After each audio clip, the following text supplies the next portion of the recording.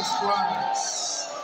Father God in heaven, I pray that the words that you have enabled your servant to preach be a catalyst.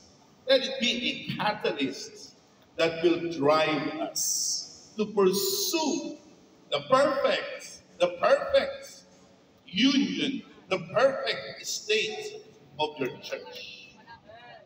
Oh God, here is your church right now.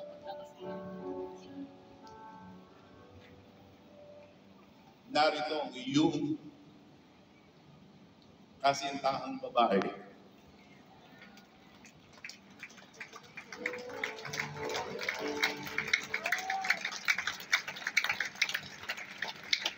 We long to see the bride. We long to see the man who will present us to Jesus, the apostle. May the comfort of your Holy Spirit, may the comforting, reassuring presence of the Parakletos, the Holy Spirit, be with us. Hallelujah. And let the peace that passes all understanding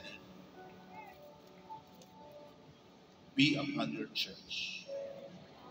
Oh God, will you prevail over us? Prevail over us. Overwhelm us. Help us not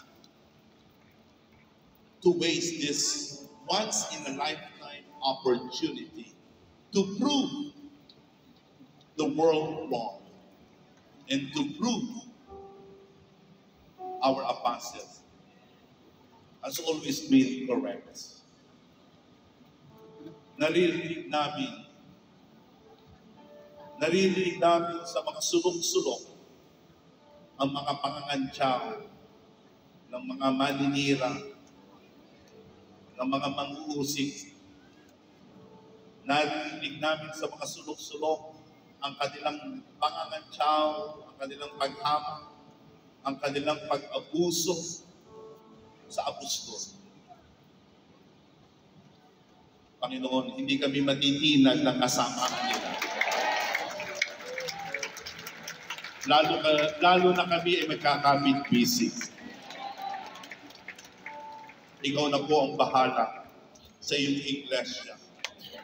Panginoon, ingatan mo lamang kami, alagaan mo lamang kami.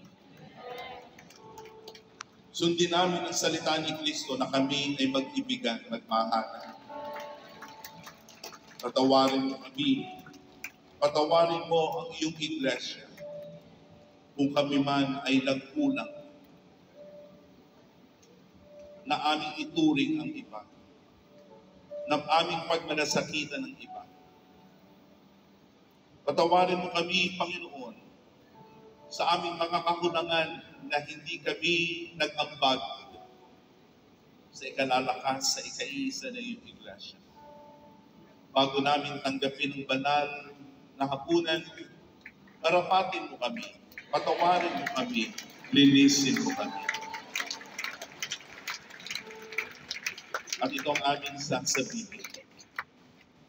We will give glory to you and we will make our apostles proud of us, honored.